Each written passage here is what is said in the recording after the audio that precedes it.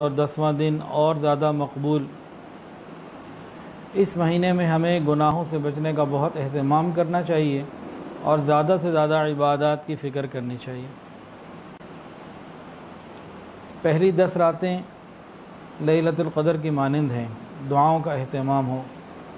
پہلے 10 دن اللہ رب العزت کی یاد کے، ذکر کے ہیں، خوب کثرت کے ساتھ لا الہ الا اللہ، سبحان اللہ، الحمدللہ، اللہ اکبر پڑھنے کے دن ہیں۔ تاہم 9 ذو الحجہ جب آتی ہے تو اس دن حجاج تو عرفہ کے میدان میں جاتے ہیں اور باقی دنیا کے جو لوگ ہوتے ہیں یہ 9 ذو الحجہ کو اپنے ملک میں روزہ رکھتے ہیں اور تکبیرات تشریق کا اہتمام کرتے ہیں۔ 9 ذو الحجہ سعودی عرب کے حساب سے، ساری دنیا کے حساب سے، یعنی پاکستان کی 9 ذو الحجہ منگل کے دن ہے اس دفعہ، اور سعودی عرب کی 9 ذو الحجہ پیر کے دن ہے۔ بہت سے لوگ ہر سال یہ سوال کرنا شروع ہو گئے ہیں کہ 9 تاریخ کا جو ہم روزہ رکھیں وہ سعودی عرب کی 9 ہو یا پاکستان کی 9۔ عجیب و غریب سا سوال ہے۔ سحری افطاری اپنے وقت میں، 10 تاریخ اپنے وقت میں، عید کا دن، ہر چیز اپنے وقت میں، صرف 9 تاریخ ہی کے اندر یہ تبدیلی کہاں سے آ گئی، یہ سوال پیدا کیوں ہوا، یہ بڑی حیران کن بات ہے۔ تو ہماری 9 تاریخ ہمارے اعتبار سے ہوگی، ہماری 10 تاریخ ہمارے اعتبار سے ہوگی، سارے سال کا کیلنڈر ہم ہفتے حساب سے چلیں اور 9 تاریخ کو قانون تبدیل کر دیں، کیا وجہ؟ تو بہت آسان اور سادہ سی بات ہے، اس میں کوئی مشکل اور پریشانی کی بات بھی نہیں۔ 9 تاریخ کا جو روزہ ہے پاکستان میں اس سال 9 ذو الحجہ منگل کو ہے، تو منگل کو وہ روزہ رکھنا ہے۔ 2 سال کے گناہوں کی معافی، 1 سال اگلا اور 1 سال پچھلا۔ ہمیں عائشہ صدیقہ رضی اللہ تعالیٰ عنہ بڑے شوق کے ساتھ، رغبت کے ساتھ، گرمی ہو، سفر ہو، بڑھاپا ہو، لیکن وہ یہ روزہ ضرور رکھا کرتی تھیں۔ 2 سال کے گناہوں کی معافی ہے، ہمیں بھی یہ روزہ لازمی رکھنا چاہیے۔ 9 تاریخ کی صبح ایام تشریق بھی شروع ہو جاتے ہیں۔ پاکستان میں اس دفعہ 9 کب شروع ہو رہی ہے جی؟ منگل کی 5 نمازیں، بدھ کی 5 نمازیں، منگل، بدھ، جمعرات، جمعہ، اور ہفتے کی 3 نمازیں، تو ٹوٹل 23 نمازیں بنیں گی اس سال 1442 ہجری میں، جو ہمیں ایام تشریق کی تکبیرات پڑھنی ہیں۔ اللہ اکبر، لا الہ الا اللہ، واللہ اکبر وللہ الحمد۔ 9 ذو الحجہ کی فجر سے شروع ہوگی اور 13 ذو الحجہ کی عصر کی نماز تک، ہر نماز کے بعد 1 مرتبہ یہ پڑھنا واجب۔ اگر کوئی بھول گیا، نہ پڑھا تو گناہ گار ہوگا، توبہ استغفار ضروری۔ بہت اہمیت کا حامل یہ عمل ہے، بہت شوق کے ساتھ اور پابندی کے ساتھ پڑھنا چاہیے۔ مرد ہو یا عورت، مقیم ہو یا مسافر، کوئی بھی ہو، مردوں نے مناسب اونچی آواز سے اور عورتوں نے آہستہ آواز سے اس کو پڑھنا ہے، اس کا اہتمام کرنے کی ضرورت ہوتی ہے۔ فرض نماز کا سلام پھیرنے کے بعد فوراً یہ کرنا چاہیے۔ پھر عید الاضحیٰ کی جو رات ہے، یہ رات بڑی عبادت والی، حدیث کے اندر آتا ہے عید الفطر کی رات اور عید الاضحیٰ کی رات، جنہیں ہم چاند راتیں کہتے ہیں، فرمایا کہ جو ان راتوں میں عبادت کرے گا اس کا دل اس دن زندہ ہوگا جس دن لوگوں کے دل مردہ ہوں گے۔ عبادت سے کیا مراد؟ کم سے کم درجہ یہ ہے کہ عشاء اور فجر جماعت کے ساتھ ہو اور درمیان میں اللہ تعالیٰ کی نافرمانی یعنی گناہ کوئی نہ ہو۔ باقی جتنا گڑ اتنا میٹھا، جتنا ہم عبادت کریں گے اتنا اللہ رب العزت ہمیں قیامت کے دن کی آسانیاں عطا فرمائیں گے۔ یہ قیامت کے دن کے لیے تیاری ہے۔ تو اس رات کو بے پردگی سے، میوزک سے، بازاروں میں جانے سے، ان چیزوں سے بہت بچنے کی ضرورت ہے۔ پھر 10 تاریخ کا جو دن ہے یہ عید الاضحیٰ کا دن ہے۔ یہ بڑا مبارک دن ہے، بڑی برکتیں ہیں اس کی، اور اللہ کے ہاں اس کا بڑا مقام ہے۔ ابو داؤد شریف کی روایت ہے کہ نبی کریم صلی اللہ علیہ وسلم جب مدینہ طیبہ ہجرت کر کے پہنچے تو آپ نے دیکھا کہ سال میں 2 دن ایسے آتے ہیں کہ یہ لوگ اس میں کھیل کود کرتے ہیں، میلہ وغیرہ ہوتا ہے۔ پوچھا یہ کیا ہے؟ تو انہوں نے کہا کہ شروع سے یہ چلا آ رہا ہے، ایام جاہلیت میں بھی ہم یہ کرتے رہیں، کہ سال کے 2 دن آتے ہیں، ان کو ہم ذرا خوشیاں منا لیتے ہیں۔ تو رسول اللہ صلی اللہ علیہ وسلم نے ارشاد فرمایا کہ اللہ تعالیٰ نے تمہیں ان 2 دنوں کے بدلے اس سے بہتر 2 دن عطا فرمائے ہیں، اب وہی تمہارے لیے قومی اور مذہبی تہوار کی مانند ہے، ایک عید الاضحیٰ اور ایک عید الفطر۔ یہ 2 ہی عیدیں ہیں جو پوری امت کو عطا کی گئیں۔ تمام احادیث میں عیدین کے جو مسائل ہیں، فضائل ہیں، احکامات ہیں، 2 ہی کے بارے میں ملتے ہیں۔ ہم ترقی کر کے اب 3، 4، 5 پہ جانا چاہتے ہیں، وہ ہماری اپنی مرضی ہے، لیکن حدیث کے اندر جو ذکر ہے وہ 2 ہی عیدوں کا ہے۔ اور یہ دونوں عیدیں اگر آپ غور کریں تو ایک بہت بڑی عبادت کے بعد ان عیدوں کا حکم ہے۔ عید الفطر رمضان کا پورا مہینہ روحانیت کو تازگی دینے والا اور ایک مہینے کی عبادت کرنے کے بعد یہ دن آتا ہے، اور یہ جو عید الاضحیٰ کا دن ہے اس میں حج جیسی عبادت اللہ رب العزت نے رکھی، اس کے اندر ایام ذو الحجہ کے جو روزے ہیں وہ رکھے، لاکھوں مسلمان میدان عرفات، پہلے تو لاکھوں ہی تھے، اب تو چند 100 رہ گئے شاید، لوگ توبہ طائب ہوتے ہیں، اپنی نئی زندگی کو شروع کر رہے ہوتے ہیں، اور جو وہاں نہیں ہوتے وہ قربانی کے ذریعے پوری دنیا میں جہاں بھی ہوں اللہ تعالیٰ کا قرب حاصل کرنے کی کوشش کرتے ہیں۔ قربانی سے اللہ تعالیٰ کا قرب ملتا ہے، تو یہ دن ایسے ہیں اللہ تعالیٰ کے قرب کو پانے کے دن ہیں۔ تو 2 عیدیں اللہ رب العزت نے ہمارے لیے طے کی، ایک عید الفطر اور ایک عید الاضحیٰ، دونوں ہی عبادات کے بعد ہیں۔ سال کے 5 ایام ایسے ہیں، سال کے 5 دن ایسے ہیں کہ جن میں روزہ رکھنا منع۔ عید الفطر کا 1 دن اور عید الاضحیٰ کے 4 دن، 10، 11، 12، 13، 4 دن عید الاضحیٰ کے اور 1 دن عید الفطر کا، یہ 4 دن ایسے، یہ ٹوٹل 5 دن سال کے ایسے ہیں کہ جن میں روزہ رکھنا منع۔ اس میں انسان اللہ رب العزت کا مہمان ہوتا ہے، اللہ تعالیٰ میزبان ہوتے ہیں، اور حدیث کے اندر یہ بات آتی ہے کہ خبردار ہو جاؤ، یہ دن کھانے پینے کے ہیں اور اللہ تعالیٰ کے ذکر کے دن ہیں۔ گویا ان 5 دنوں میں روزہ رکھنا گناہ ہے اور ان 5 دنوں میں کھانا پینا عبادت ہے۔ کھانا پینا ان 5 دنوں کے اندر ثواب کا کام ہے۔ اب عید الاضحیٰ کے لیے کچھ مسنون اعمال ہیں، کچھ مستحب اعمال ہیں، اگر ہم ان کو کریں گے تو انشاءاللہ ہماری عید اور زیادہ اللہ کے ہاں مقبول ہو جائے گی۔ سب سے پہلی بات، عید کی رات گناہوں سے بچنا اور کچھ نہ کچھ نفلی عبادات کا اہتمام کرنا۔ دوسری بات، عید کے دن ذرا جلدی اٹھنا اور تیاری کرنا، اور فجر کی نماز اپنے وقت پر ادا کرنا، یہ بہت اہم ہے۔ بہت سے بد نصیب ایسے ہیں جو فجر کی نماز قضا کر دیتے ہیں، پھر عید کی تیاری شروع کرتے ہیں، یہ دن ہی اپنا ابتدائی غلط کرتے ہیں، اس کی فکر کرنی چاہیے۔ عید کے دن شریعت کے مطابق صفائی ستھرائی اختیار کرنا، خوشبو لگانا، مناسب کپڑے پہننا، غسل کرنا، یہ سب چیزیں انتہائی اہمیت کے حامل ہیں۔ صفائی کی وجہ سے بھی، شریعت کے احکامات کی وجہ سے بھی اس کا بھی اہتمام کرنا چاہیے۔ عید کے دن انسان جب نہائے تو خوب اہتمام کے ساتھ اپنے جسم کا میل و کچیل دور کرے، صابن اگر لگا رہے تو اچھے طریقے سے لگائے۔ لیکن آج کل ایک بات یہ دیکھی گئی ہے، جو مرد حضرات ہیں نا، یہ تو پھر بھی غسل کرتے ہیں، تیاری کرتے ہیں اور عیدگاہ میں پہنچتے ہیں۔ عورتوں کا کیا ہے؟ عورتیں محروم رہ جاتی ہیں۔ بہت سارے گھروں میں آپ دیکھیں گے، کیا پتہ آپ کو اپنے گھر میں مل جائے ایسا، کہ عورتیں عید کے دن تیاری عید کی وجہ سے نہیں کرتی کہ ہم تو گھر میں ہیں، ہمیں کہیں آنا جانا نہیں، جب کہیں آنا جانا ہوگا یا کسی کا آنا جانا ہوگا پھر ہم نہائیں گے، دھوئیں گے، تیار ہوں گے، غسل بعد میں کریں گے۔ اس کا کیا مطلب ہوا؟ پوائنٹ نوٹ کیجئے۔ اس کا مطلب یہ ہوا کہ انہوں نے جو صفائی حاصل کی وہ عید کی وجہ سے نہیں کی، وہ کسی کے ہاں آنے جانے کی وجہ سے کی۔ تو عید کے دن کی جو سنت تھی اس سے تو محروم ہو گئی نا ہماری عورتیں۔ عام دیکھیں آپ کو کہیں نہ کہیں ایسا مل جائے گا۔ تو عید کے دن عید کی وجہ سے نہانا اور صفائی کا اہتمام کرنا یہ الگ چیز ہے، اور کہیں آنے جانے کی وجہ سے نہانا دھونا یہ کوئی اور چیز ہے۔ اس کا ہمیں اہتمام کرنے کی ضرورت ہے۔ پھر عید والے دن مسواک کا اہتمام مرد ہو یا عورت اچھے طریقے سے کرنا چاہیے۔ پاک صاف جو کپڑے عمدہ میسر ہوں وہ پہننے چاہیے۔ عید کے دن نیا جوڑا بنانا یہ سنت بھی نہیں، حدیث میں بھی نہیں۔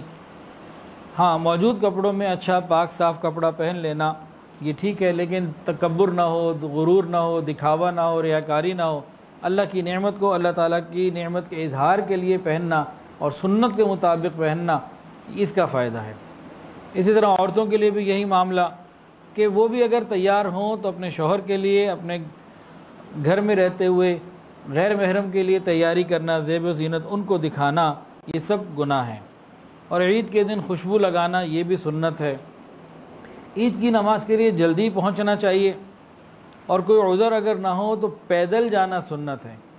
اور ایک چیز اور بھی ہے کہ انسان جس راستے سے جائے دوسرے سے واپس آئے، اگر یہ چیز مشکل ہو تو جس حد تک ممکن ہو اس حد تک تو اس کی کوشش کر لے، تاکہ کسی درجے میں ہمیں سنت کے ساتھ ایک تعلق نصیب ہو جائے۔ عید کی نماز کے لیے آتے جاتے ہوئے اللہ اکبر لا الہ الا اللہ واللہ اکبر وللہ الحمد، یہ مردوں کو مناسب اونچی آواز سے کہتے ہوئے جانا چاہیے۔ لیکن ہمیں شرم اتنی آتی ہے کہ بہت سارے لوگ تو پڑھتے ہی نہیں، لیکن جو کچھ پڑھ بھی رہے ہوتے ہیں تو انہیں شرم بڑی آ رہی ہوتی ہے، تو انہیں اونچی آواز سے پڑھتے ہوئے بڑا انہیں شرم آتی ہے۔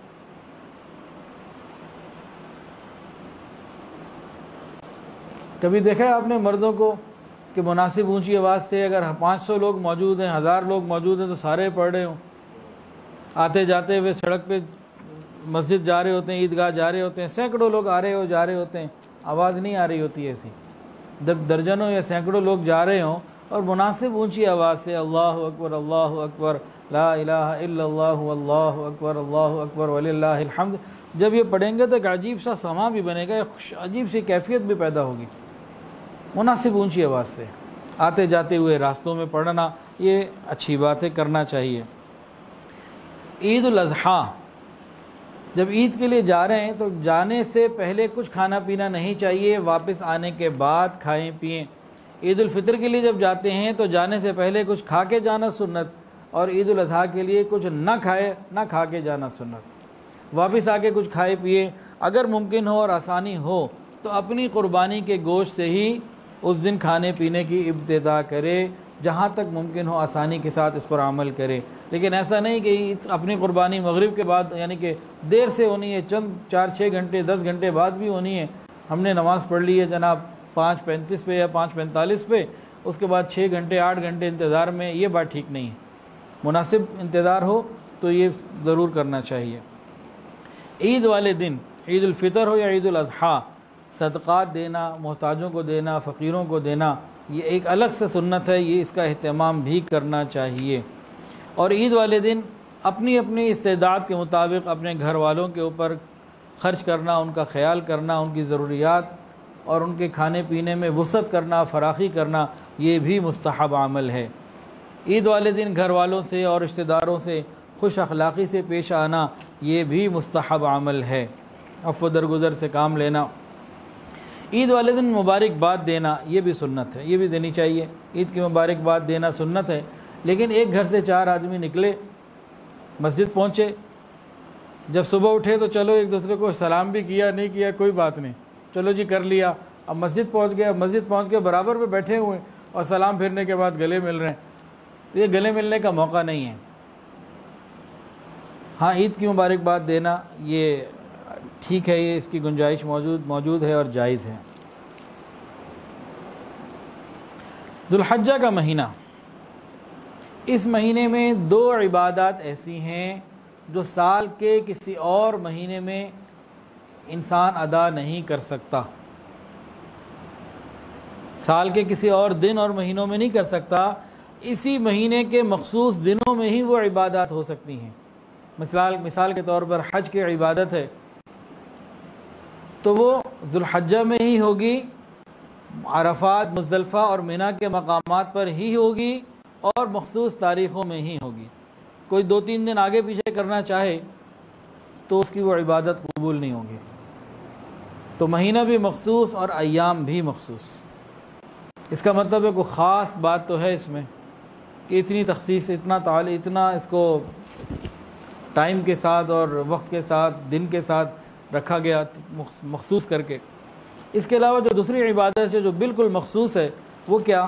وہ قربانی کی عبادت ہے کہ قربانی ایام النحر ہی میں ہوگی، اس کے علاوہ نہیں ہو سکتی۔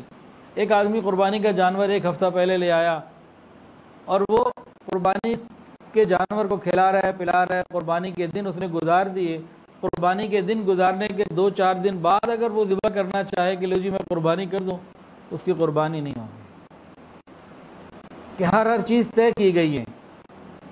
اس کی اہمیت اس حساب سے بہت زیادہ، حج اور قربانی کی کہ دن بھی طے ہیں، اوقات بھی طے ہیں، ساری چیزیں طے ہیں، من جانب اللہ طے ہیں۔ مثال کے طور پر نماز ایک عبادت ہے، یہ بات ٹھیک ہے ایک دن میں 5 نمازیں فرض ہیں، لیکن ان 5 نمازوں کے علاوہ اگر کوئی چاہے تو نفل پڑھ سکتا ہے، جتنے مرضی پڑھ لے۔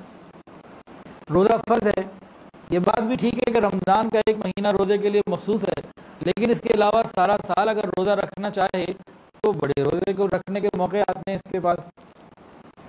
زکوٰۃ فرض ہے، سال میں 1 مرتبہ صاحب استعداد نے دینی ہے، لیکن اگر وہ مال خرچ کرنا چاہے تو سال میں کبھی بھی کہیں بھی خرچ کر سکتا ہے، صدقات و خیرات۔ لیکن قربانی اگر کرنا چاہے کسی اور دن کسی اور مہینے تو قربانی نہیں کر سکتا۔ یہ انہی دنوں کے اندر اللہ رب العزت نے رکھی ہے، اس کی اہمیت انہی دنوں کے اندر ہے، یہ ان دنوں کی خاص ترین عبادت ہے۔ قربانی کی یہ عبادت کب سے چل رہی ہے؟ کوئی بتائے گا جی؟ کب سے چل رہی ہے؟ حضرت ابراہیم علیہ السلام سے۔ اور کوئی جواب؟ یہی جواب ہے، حضرت ابراہیم علیہ السلام۔ ہاں بھی آپ بتائیں، قربانی کی عبادت کب سے چل رہی ہے؟ حضرت ابراہیم علیہ السلام سے۔ ہاں جی، اور کون بتائے گا جی؟ ہاں جی، صحیح جواب۔ قربانی کی عبادت حضرت آدم علیہ السلام کے زمانے سے چل رہی ہے، ہر امت کے اندر یہ رہی ہے۔ ہاں، اس کو جو شہرت ملی ہے اور اس کو جو خاص تعلق اس امت سے جڑ رہا ہے وہ حضرت ابراہیم علیہ السلام کے واقعے کے ساتھ ہے، لیکن یہ عبادت پہلے بھی تھی۔ اور حضرت آدم علیہ السلام کے 2 بیٹے تھے، قابیل اور حابیل۔ حابیل نے ایک مینڈا دیا تھا اور قابیل نے غلہ دیا تھا اللہ کے راستے میں، تو قربانی پہلے سے چل رہی ہے۔ وَلِكُلِّ أُمَّةٍ جَعَلْنَا مَنْسَكًا، اللہ فرماتے ہیں کہ یہ ہر امت میں رہا ہے، قرآن مجید کے اندر ہے۔ اب اس کی ترتیب وہ کسی امت میں کیا تھی وہ ہمیں نہیں معلوم، لیکن ہر عبادت کے زمانے میں ہر امت کے اندر یہ عبادت رہی ہے۔ لیکن اس کو جو خاص شان ملی، خاص عزت ملی، وہ تب ملی جب حضرت ابراہیم علیہ السلام کے اوپر یہ وقت آیا۔ ابراہیم علیہ السلام کی قربانیاں دیکھیں، پوری زندگی قربانیاں ہی قربانیاں ہیں۔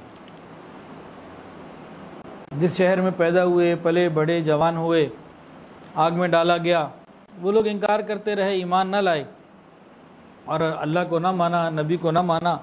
ابراہیم علیہ السلام نے پھر اللہ تعالیٰ سے مانگا، یا اللہ، کہنے لگے وقال انی ذاہب الی ربی سیہدین، کہ میں تو اپنے رب کی طرف تم سے ہجرت کر کے جا رہا ہوں، وہ مجھ کو اچھی جگہ کہیں بھیج دے گا۔ خیر ابراہیم علیہ السلام وہاں سے چلے اور عراق وغیرہ مختلف علاقوں سے ہوتے ہوتے آپ بالآخر شام تشریف لے آئے۔ ابراہیم علیہ السلام کی اولاد کوئی نہیں تھی، انہوں نے اللہ سے مانگا، ربی حب لی من الصالحین، اے اللہ مجھے نیکوکاروں میں سے اولاد عطا فرما۔ خالی اولاد نہیں مانگنی چاہیے، نیک اولاد مانگنی چاہیے، ربی حب لی من الصالحین۔ خیر ان کی دعا اللہ تعالیٰ نے قبول فرمائی اور فرمایا فبشرناہ بغلام حلیم، پس ہم نے ان کو ایک حلیم المزاج لڑکے کی بشارت دی۔ اس حلیم کے لفظ کے اندر اشارہ آ رہا ہے کہ بہت ہی کوئی خاص صبر کرنے والا یہ بچہ ہوگا۔ فبشرناہ بغلام حلیم۔ پھر اللہ تعالیٰ نے حضرت ابراہیم علیہ السلام کو بیٹا دیا، حضرت اسماعیل علیہ السلام۔ حضرت ابراہیم علیہ السلام کی 2 بیویاں تھیں، ایک حضرت سارہ اور ایک حضرت ہاجرہ۔ پہلی کون سی تھی؟ پہلی حضرت سارہ تھیں، اولاد کوئی نہ ہوئی، تو درمیان میں ایک بادشاہ نے ان کو ایک خدمت کے لیے اپنی بیٹی دے دی تھی، ان کا نام تھا ہاجرہ۔ پھر حضرت بی بی سارہ نے ان کو جو ہے نا ابراہیم علیہ السلام کو ہدیہ کر دیا اور انہوں نے ان سے پھر نکاح کر لیا، تو حضرت ہاجرہ سے بیٹا پیدا ہوا اور ان کا نام رکھا گیا اسماعیل۔ اور جب یہ حضرت ابراہیم علیہ السلام کے بیٹے حضرت اسماعیل علیہ السلام پرورش کی ان تکلیفوں سے گزر کے اور تربیت کے ان بہت سارے مراحل سے گزر کے اس عمر کو پہنچے، فلما بلغ معہ السعی، بعض مفسرین کے مطابق بالغ ہو چکے تھے، بعض کے مطابق 13 سال عمر تھی۔ جب بڑھاپے میں اکلوتی اولاد 13 سال کی ہوئی تو اللہ رب العزت کی طرف سے ایک خواب آیا حضرت ابراہیم علیہ السلام کو۔ بعض روایت میں آتا ہے کہ 3 دن وہ لگاتار دیکھتے رہے کہ اپنے بیٹے اسماعیل کو ذبح کر رہے ہیں۔ اب یہ حکم کسی فرشتے کے ذریعے سے بھی بھیجا جا سکتا تھا کہ وہی نازل ہوتی ہے، جبرائیل علیہ السلام آتے ہیں، اللہ حکم دے رہے ہیں بیٹے کو ذبح کر دیجئے، لیکن اللہ رب العزت کی حکمت کو دیکھیے کہ اللہ تعالیٰ نے خواب میں یہ حکم دیا۔ اس میں کیا تھا؟ اس میں کئی چیزیں تھیں۔ ایک تو یہ تھا کہ اس حضرت ابراہیم علیہ السلام کی تابعداری، اطاعت اور فرما برداری کامل طور سے سب پہ واضح ہو جائے، کامل طور پہ واضح ہو جائے۔ کامل طور پہ کیوں؟ دیکھیں، ڈائریکٹ حکم آتا تو تعویل کی گنجائش نشتا۔ ابھی تو خواب دیکھا ہے نا، خواب میں بہت ساری تعویلات کی جا سکتی تھیں، لیکن کسی قسم کی کوئی تعویل نہیں دی اور اپنے بیٹے کو ذبح کرنے کے لیے تیار ہو گئے، اور انہوں نے چھری وغیرہ لے لی، تیاری کر لی، اور یہ چاہا کہ بس اب میں اپنے بیٹے کو اللہ کے حکم پر ذبح کر دوں۔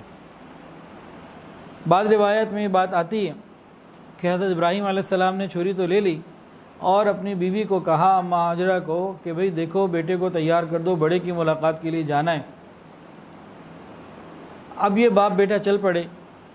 ادھر سے شیطان ایک بوڑھے انسان کے روپ میں آیا اور بی بی ہاجرہ کو کہنے لگا کہ بیٹے کو کدھر بھیجا ہے باپ کے ساتھ؟ کہا کسی سے ملنے جانا ہے کہ نہیں، ملاقات کوئی نہیں، آج تو ابراہیم علیہ السلام نے اپنے بیٹے کو ذبح کرنا ہے۔ اماں ہاجرہ نے کہا، بوڑھے تیری مت ماری گئی ہے، کوئی باپ بھی اپنے بیٹے کو ذبح کرتا ہے؟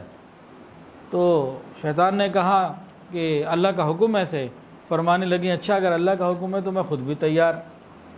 پھر اسماعیل علیہ السلام کے پاس آیا، اسی طرح بات چیت کی۔ اسماعیل علیہ السلام نے بھی کہا کوئی باپ اپنے بیٹے کو ذبح کرتا ہے؟ انہوں نے کہا اللہ کا حکم۔ اچھا پھر میں تیار، نہ ادھر چلی نہ ادھر چلی۔ اب یہ ابراہیم علیہ السلام کے آگے کھڑا ہو گیا، کدھر جا رہے ہو؟ آپ کو نہیں پتا قابیل نے حابیل کو قتل کیا تھا، آج تک زمانے میں رسوا ہو رہا ہے بھائی کو قتل کرنے کی وجہ سے۔ ابراہیم علیہ السلام نے فرمایا بدبخت تو شیطان معلوم ہوتا ہے، قابیل نے حابیل کو قتل کیا نفسانی خواہش کی وجہ سے، میں اپنے بیٹے کو ذبح کر رہا ہوں رحمانی حکم کی وجہ سے۔ یہاں داؤ نہ چلا، وہ کھڑا ہو گیا، راستہ روک کے آپ نے کنکریاں ماری، پھر آگے راستہ روک کے کھڑا ہو گیا، پھر کنکریاں ماری، پھر آگے راستہ، تیسری جگہ روک کے کھڑا ہو گیا۔ وہ جمرات پہ تینوں نشانیاں آج بھی موجود۔ ابراہیم علیہ السلام استقامت کے ساتھ آگے بڑھتے گئے۔ اب تو وہاں بڑے بڑے روڈ بنا دیے گئے ہیں، پہلے تو تنگ درے تھے، ان دروں سے نکل کے جب ایسی جگہ پہنچے جہاں ذبح کرنے کا ان کا مقصود تھا کہ یہاں ذبح کیا جائے، وہاں پہنچ کر حضرت ابراہیم علیہ السلام نے اپنے بیٹے اسماعیل علیہ السلام سے پوچھا، یا بنی انی اری فی المنام انی اذبحک فانظر ماذا تری، اے بیٹے انی اری فی المنام، میں نے خواب دیکھا ہے، انی اذبحک میں تجھے ذبح کر رہا ہوں، فانظر ماذا تری، تم غور کر لو تمہاری کیا رائے ہے، تم کیا چاہتے ہو۔ حضرت ابراہیم علیہ السلام نے اس لیے نہیں پوچھا تھا کہ بیٹا منع کر دے گا تو واپس چلے جائیں گے، ایسی کوئی بات نہیں تھی، بلکہ کیا بات تھی، 2 چیزیں اس کے اندر موجود تھیں۔ ایک تو بیٹے کا امتحان لینا چاہ رہے تھے کہ بیٹا اس میں کس درجے تک تیار ہے، اگر تیار نہیں ہے تو اس کی ذہن سازی کی جائے، اس کو سمجھایا جائے اور اللہ کے لیے قربان کر ہونے پہ راضی کیا جائے۔ دوسری بات کیا ہے؟ دوسری بات یہ ہے کہ انبیاء کرام علیہ السلام کا یہ طریقہ رہا ہے، اللہ تعالیٰ کا کوئی بھی حکم پورا کرنے میں وہ حکمت کو، آسانی کو اور اچھے راستے کو اختیار کرتے ہیں۔ دیکھیں یہ بھی تو راستہ ہو سکتا تھا نا کہ وہاں پہنچ کے حضرت ابراہیم علیہ السلام چھری نکالتے، بیٹا سیدھا مار دیتے۔ اس میں کیا تھا؟ اس میں اچانک معاملات میں کئی نقصانات ہو سکتے تھے۔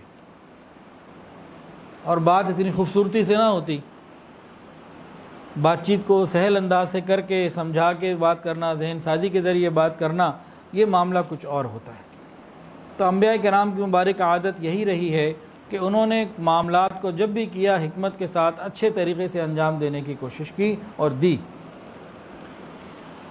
اچھا، ابراہیم علیہ السلام نے اپنے بیٹے کو کیا کہا؟ یا بنی انی ارا فی المنام، کہ میں نے خواب دیکھا۔ یہ نہیں کہا کہ مجھے اللہ نے حکم دیا ہے، وہی آئی ہے۔ ابراہیم علیہ السلام نے کیا کہا؟ قرآن کے الفاظ ہیں، یا بنی انی ارا فی المنام، بیٹا میں نے خواب دیکھا ہے، میں تجھے ذبح کر رہا ہوں، فانظر ماذا تری، کیا کہتے ہو آپ، تمہاری کیا رائے؟ اب اسماعیل علیہ السلام اپنے باپ کو جو جواب دے رہے ہیں، اس کے اندر ان کی ذہانت، ان کی دین کی سمجھ، فقاہت، یہ بہت زیادہ ظاہر ہو رہی ہے، اور اس کے ساتھ ان کی انتہائی ادب، عاجزی اور اللہ تعالیٰ کے اوپر توکل اور اپنے آپ کو بالکل مٹایا ہوا ہونا، یہ سب سمجھ میں آ رہا ہے۔ انہوں نے کیا جواب دیا؟ یا ابتی، اے ابا جان، افعل ما تؤمر، آپ کر گزریے وہ جو آپ کو حکم ہوا۔ یعنی اسماعیل علیہ السلام جانتے ہیں کہ انبیاء کا خواب وہی ہوتا ہے۔ کون سے کتاب میں یہ حکم نازل ہوا کہ بیٹے کو ذبح کرو؟ کسی کتاب میں نازل نہیں ہوا، انبیاء کا خواب ہی وہی ہوتا ہے۔ تو وہ کیا فرما رہے ہیں؟ افعل ما تؤمر، جس کا آپ کو حکم ہوا۔ یعنی وحی کی فقط ایک صورت نہیں ہے قرآن مجید، وحی کی کئی صورتیں ہیں جن میں انبیاء کا خواب بھی وحی کی ایک صورت ہے۔ افعل ما تؤمر، آپ کر گزریے وہ جس کا آپ کو حکم ہوا۔ 13 سال کی عمر میں اتنی سمجھ، اور آگے کیا فرمایا؟ ستجدنی انشاء اللہ من الصابرین، کہ بے شک آپ مجھے صبر کرنے والوں میں سے پائیں گے۔ یہاں بھی سمجھنے کی باتیں ہیں۔ ایک تو یہ فرمایا کہ انشاءاللہ آپ مجھے صبر کرنے والا پائیں گے، آپ فکر نہ کریں انشاءاللہ تعالی۔ یہ بات نہیں کی کہ جی میں بالکل تیار، دعوے کی کوئی بات نہیں، انشاءاللہ اللہ تعالیٰ کی مدد ہوئی تو آپ مجھے صبر کرنے والوں میں سے پائیں گے۔ یہ بھی تو کہہ سکتے تھے نا، آپ مجھے صبر کرنے والا پائیں گے، وہاں اور تو کوئی نہیں ہے، باپ بیٹا دو تو لوگ ہیں، آپ مجھے صبر کرنے والا پائیں گے۔ اس جملے میں کیا ہوتا؟ اپنی ایک بڑائی، اپنی طرف ایک نسبت ہوتی کہ میں اپنے آپ کو صابر کہہ رہا ہوں، تو انہوں نے اس کی بھی نفی کی، ستجدنی انشاءاللہ من الصابرین، کہ آپ مجھے صبر کرنے والوں میں سے پائیں گے۔ یعنی صبر کرنے والے اللہ کے بڑے بندے ہیں، مجھے ان میں سے ایک پائیں گے۔ یہاں سے یہ ملا، اگر انسان کے اندر سیلف کانفیڈنس بھی اتنا بھرپور ہو نا کہ وہ کام بڑے اچھے طریقے سے کر سکتا ہو، اس کو یقین بھی ہو، تب بھی وہ یہی کہے کہ انشاءاللہ میں اللہ کی مدد سے کروں گا، اللہ ہی پورا کروائیں گے۔ یہ سبق یہاں ملتے ہیں۔ اللہ اکبر کبیرہ۔ ابراہیم علیہ السلام نے جب پوچھا تو کیا جواب ملا؟ افعل ما تؤمر، آپ کر گزریے وہ۔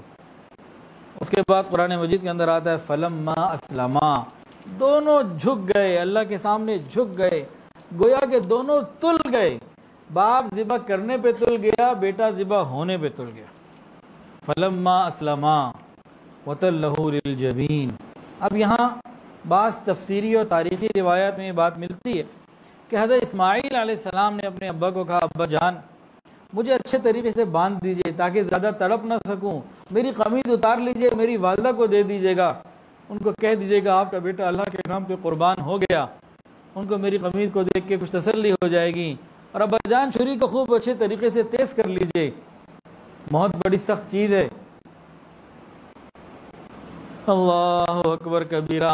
آپ کے پاس تو میرا کفن نہیں، آپ میرے ہی کپڑوں کو میرا کفن بنا لیجئے گا۔ اس طرح کی باتیں جب اکلوتے بیٹے کی زبان سے نکل رہی ہوں گی تو اس بوڑھے باپ کے دل پہ کیا بیت رہی ہوگی، اس کو کون بیان کر سکتا ہے۔ ابراہیم علیہ السلام نے بھی پرنم آنکھوں کے ساتھ اور پھر جواب دیا، بیٹے کو بوسہ بھی دیا اور ان کو باندھا بھی، اور فرمایا بیٹے تم اللہ تعالیٰ کا حکم پورا کرنے میں میرے کتنے مددگار ثابت ہو رہے ہو۔ خیر ان کو باندھ کے لٹا دیا، اب چھری چلا رہے ہیں، چھری نہیں چلتی، یہ اللہ کا حکم ہے۔ ابراہیم علیہ السلام چاہتے ہیں کہ بیٹا ذبح ہو، اسماعیل علیہ السلام چاہتے ہیں کہ میں ذبح ہو جاؤں، اللہ نہیں چاہتے تو ذبح نہیں ہو سکے۔ مرضی ہر حال میں اللہ کی پوری ہوتی ہے، چھری چلا رہے ہیں چھری نہیں چل رہی، گردن نہیں کٹ رہی، چھری کو تیز کر رہے ہیں گردن نہیں کٹ رہی۔ اتنے میں بیٹے نے خود فرمائش کی، ابا جان آپ مجھے ذرا کروٹ کے بل لٹا دیجئے، آپ کو میرا چہرہ نظر آتا ہے، تو پھر جو محبت ہے یہ درمیان میں لگتا ہے، حائل ہو جاتی ہے، گلا نہیں کٹ پاتا، آپ ذرا مجھے کروٹ پہ کر دیجئے، مجھے بھی جب چھری سامنے سے نظر آتی ہے تو مجھے بھی چھری کو دیکھ کے گھبراہٹ ہونے لگتی ہے۔ ابراہیم علیہ السلام نے ان کو وَتَلَّهُ لِلْجَبِينِ، قرآن کے اندر آتا ہے ان کو کروٹ کے بدل لٹا دیا، چھری چلا رہے ہیں، پیچھے سے اللہ تعالیٰ کی طرف سے آواز آئی وَنَادَيْنَاهُ أَن يَا إِبْرَاهِيمُ قَدْ صَدَّقْتَ الرُّؤْيَا، اور ہم نے انہیں آواز دی ابراہیم تم نے خواب سچ کر دکھایا۔ خواب کیا تھا کہ وہ ذبح کر رہے ہیں، کر چکے نہیں ہیں، تو 100% خواب سچ کر دکھایا۔ وَنَادَيْنَاهُ أَن يَا إِبْرَاهِيمُ قَدْ صَدَّقْتَ الرُّؤْيَا إِنَّا كَذَلِكَ نَجْزِي الْمُحْسِنِينَ، اور اللہ تعالیٰ نے ایک مینڈا بھیجا جو ابراہیم اسماعیل علیہ السلام کی جگہ پہ ذبح ہو گیا، اللہ تعالیٰ نے اس کو وَفَدَيْنَاهُ بِذِبْحٍ عَظِيمٍ فرمایا اور قبول فرمایا۔ اور آگے اللہ تعالیٰ نے کیا فرمایا؟ اللہ اکبر، فرمایا إِنَّ هَذَا لَهُوَ الْبَلَاءُ الْمُبِينُ، یہ بہت بڑی آزمائش تھی، بہت بڑی آزمائش تھی۔ دیکھیں دنیا والے تو یہ کہتے ہی ہیں نا، ممتحن کہے تو بات بنتی ہے، بچے تو یہ کہتے ہیں جی پیپر بڑا مشکل تھا، پیپر بڑا مشکل تھا، مزہ تو تب ہے امتحان لینے والا کہے کہ پیپر واقعی مشکل تھا۔ تو یہاں تو امتحان لینے والے پروردگار فرما رہے ہیں إِنَّ هَذَا لَهُوَ الْبَلَاءُ الْمُبِينُ، کہ بے شک بہت بڑی آزمائش تھی۔ وَفَدَيْنَاهُ بِذِبْحٍ عَظِيمٍ وَتَرَكْنَا عَلَيْهِ فِي الْآخِرِينَ، اللہ نے اس کو آخرین آگے والوں کے لیے جاری کر دیا۔ سلام علی ابراہیم، سلام ہو تم پر، یعنی تمہیں شاباش ہو، تم جیتے رہو۔ دونوں باپ بیٹے جو تھے انہوں نے قربانی کی حقیقت کو پورا کر کے دکھا دیا۔ یہ قربانی کیا ہے؟ یہ قربانی ایک بہت اہم سبق ہے، مومن کے لیے مزاج ابراہیمی سے آشنائی حاصل کرنا ہے کہ جب اللہ کا جو حکم آئے ہم وہ پورا کرنے کے لیے تیار ہو جائیں، ہم دل کی رغبت کے ساتھ، دل کی خوشی کے ساتھ اللہ تعالیٰ کا حکم پورا کرنے کے لیے ہر وقت تیار ہوں۔ یہ جذبہ پیدا کرنا ہے، خالی جانور تو نہیں اللہ نے مانگا، جانور کے بارے میں تو پہلے فرما دیا لَن يَنَالَ اللَّهَ لُحُومُهَا وَلَا دِمَاؤُهَا وَلَكِنْ يَنَالُهُ التَّقْوَى مِنْكُمْ، تمہارا خون اور گوشت تھوڑی پہنچتے ہم تک، تمہارے دل کا تقوی، تمہارے دل کے احساسات، جذبات، اطاعت اور فرما برداری، یہ چیزیں ہم تک پہنچا کرتی ہیں۔ تو مومن کو یہ سبق ملا کہ یہ اللہ تعالیٰ کے راستے میں ہر قربانی دینے کے لیے ہر وقت تیار رہے۔ تو قربانی کی اصل روح کیا ہے کہ مسلمان اللہ تعالیٰ کی محبت میں اپنی تمام نفسانی خواہشات کو قربان کر دے۔ گویا جب قربانی کے جانور پہ چھری پھر رہا ہو اس وقت اپنی تمام ناجائز حرام نفسانی خواہشات کے گلے پہ چھری پھیر دے، پھر مزہ ہے۔ اور حضرت ابراہیم علیہ السلام نے صرف یہ ایک قربانی تو نہیں دی، بلکہ ہر کام ان کا قربانی ہی قربانی تھا۔ آگ میں ڈلنے کا حکم آیا، آگ میں ڈلنے کے لیے تیار، بیٹے کو ذبح کرنے کا حکم آیا، اس کے لیے تیار، بچے اور بیوی کو بیابان میں خالی بواد غیر ذی زرع، ایک ایسی جگہ چھوڑنے کا حکم آیا جہاں نہ جینے کو پانی نہ پینے کو پانی، تو وہاں بھی چھوڑنے کے لیے تیار۔ گویا اللہ تعالیٰ کا جب اور جو حکم آیا بلا تعمل، بغیر کسی تعویل کے، بغیر کسی لاجک کے، آپ نے اس کو پورا کیا۔ یہی مزاج ابراہیمی ہے، یہی ہمیں سکھانا اور بتانا تھا کہ میرے بندو، میں ابراہیم علیہ السلام سے، میں اسماعیل سے اور میں ہاجرہ سے محبت کرنے والا ہوں، تم بھی سنت ابراہیمی ادا کرو اور اپنے اندر یہ مزاج ابراہیمی لے کر آؤ تاکہ میری محبت اور قرب جیسے انہوں نے پایا تم بھی پانے والے بن جاؤ۔ تو بڑے شوق کے ساتھ قربانی کرنی چاہیے۔ قربانی کا عمل بہت بڑی سعادتوں والا عمل ہے، اس کے بارے میں چند احادیث سن لیجئے، اس سے اندازہ ہوگا کہ کتنی بڑی نعمت ہے۔ قرآن مجید کے اندر آتا ہے فَصَلِّ لِرَبِّكَ وَانْحَرْ، آپ اپنے رب کے لیے نماز پڑھیے اور قربانی کیجیے، نحر کیجیے۔ ایک بزرگ فرماتے تھے اگر ہماری نماز صحیح ہو جائے، ہماری نماز ہو جائے اور ہماری قربانی ہو جائے تو آگے آتا نا ان شانئک هو الابتر، کہ بے شک آپ کا دشمن ہی جو ہے وہ ابتر ہے۔ یہ آج کے مسلمانوں کو بھی یہ نعمت مل جائے، کب؟ جب ان کی نماز ہو جائے اور ان کی قربانی، یعنی دونوں چیزوں کی روح زندہ ہو۔ آج ہم نماز پڑھتے ہیں لیکن نماز کی روح ہمارے اندر نہیں ہے، قربانی دیتے ہیں لیکن قربانی کی جو اصل روح ہے وہ ہمارے اندر سے ناپید ہے۔ نماز بن جائے اور قربانی بن جائے، فصل لربک وانحر ان شانئک هو الابتر، یہ دوسری بات بھی پوری ہو جائے۔ پہلی بات ہم پوری کریں، دوسری اللہ پوری کر دے۔ نبی کریم صلی اللہ علیہ وسلم ہر سال مدینہ طیبہ میں قربانی کرتے، بڑے شوق کے ساتھ، بڑے اہتمام کے ساتھ کرتے، اور جو شخص قربانی نہ کرتا آپ ناراض ہوتے۔ سنیے اور دل کے کانوں سے سنیے، رسول اللہ صلی اللہ علیہ وسلم نے ارشاد فرمایا، جس شخص کو قربانی کی وسعت حاصل ہو اور اس کے باوجود وہ قربانی نہ کرے، وہ ہرگز ہماری عیدگاہ کے قریب بھی نہ آئے، ہماری عیدگاہ کے وہ قریب بھی نہ آئے۔ رحمت للعالمین صاحب استطاعت لوگوں کو قربانی نہ کرنے پر ڈانٹ پلا رہے ہیں، ناراضگی کا اظہار کر رہے ہیں۔ اپنے دلوں سے پوچھئے، کیا کوئی مسلمان حضور صلی اللہ علیہ وسلم کی ناراضگی کو سہ سکتا ہے؟ نبی علیہ السلام کی ناراضگی مول لے سکتا ہے؟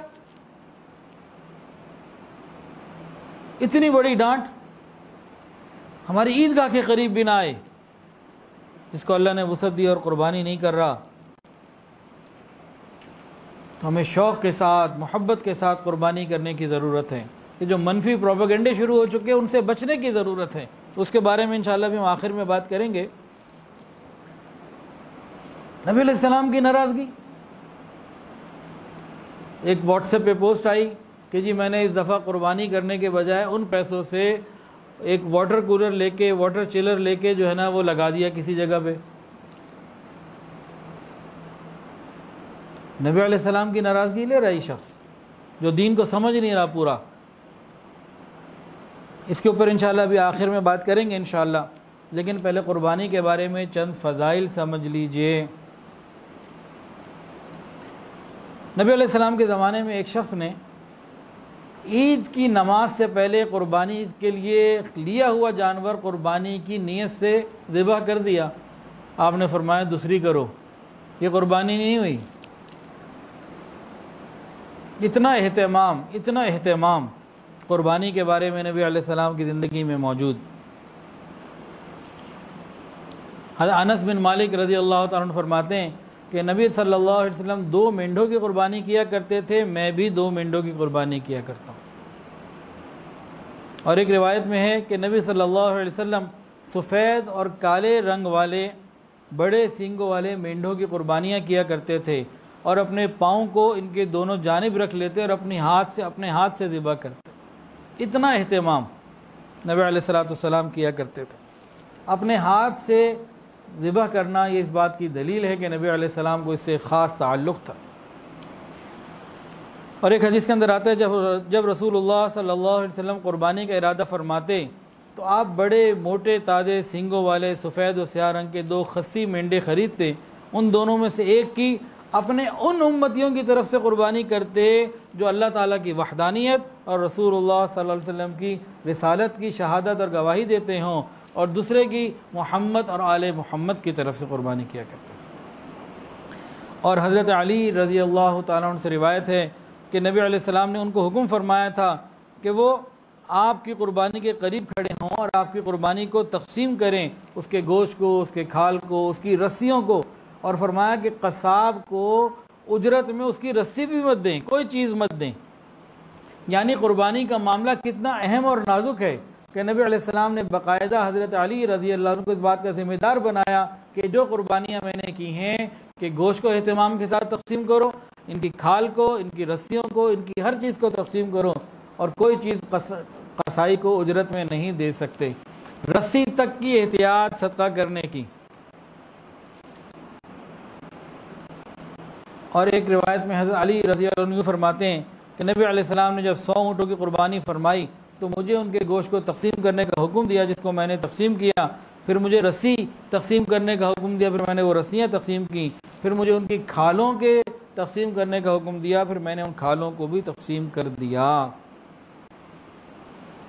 نبی علیہ الصلوۃ والسلام نے 100 جانور قربان کیے اور 63 اپنے ہاتھوں سے کیے تھے، اور باقی 37 حضرت علی رضی اللہ عنہ کو فرمایا کہ آپ کریں۔ جب سارے جانور قربان ہو گئے، پھر ہر قربانی کے جانور میں سے ایک ایک حصہ ٹکڑا گوشت کا منگوایا، کہا ان کو لو، اور ایک ہانڈی میں ان سب کو ڈالا گیا، 100 کے 100 حصوں کو، اور پھر وہ پکایا گیا۔ پھر نبی علیہ الصلوۃ والسلام نے، حضرت علی رضی اللہ تعالیٰ نے صحابہ نے اس گوشت کو کھایا اور پھر اس گوشت کے گرم شوربے کو پیا۔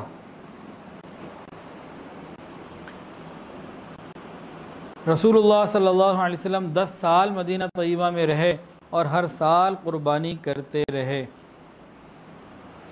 قربانی کا جانور صحت مند لینا چاہیے، ہر عیب سے پاک ہونا چاہیے، اس کی تو ہم سب فکر کرتے ہیں۔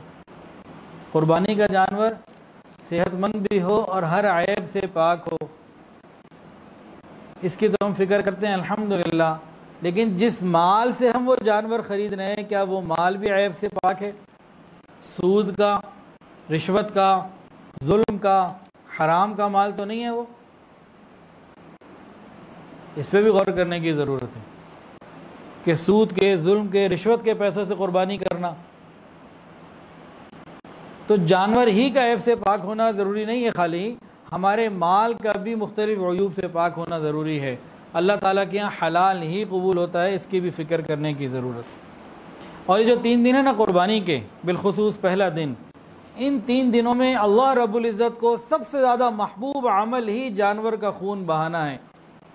اس سے زیادہ کوئی عمل اللہ تعالیٰ کے ہاں محبوب نہیں ان 3 دنوں میں۔ اللہ چاہتے ہیں کہ میرے بندے میری محبت میں جانور کو قربان کریں۔ اللہ اکبر کبیرہ۔ جانور کے بال، جانور کے سینگ اور کھر، ان کی تو عام طور سے ہمارے یہاں کوئی حیثیت نہیں ہے۔ ہمیں تو کلیجی چاہیے جلدی، اس کے بعد پھر ران چاہیے، اور پھر کوہان کا گوشت بھی چاہیے۔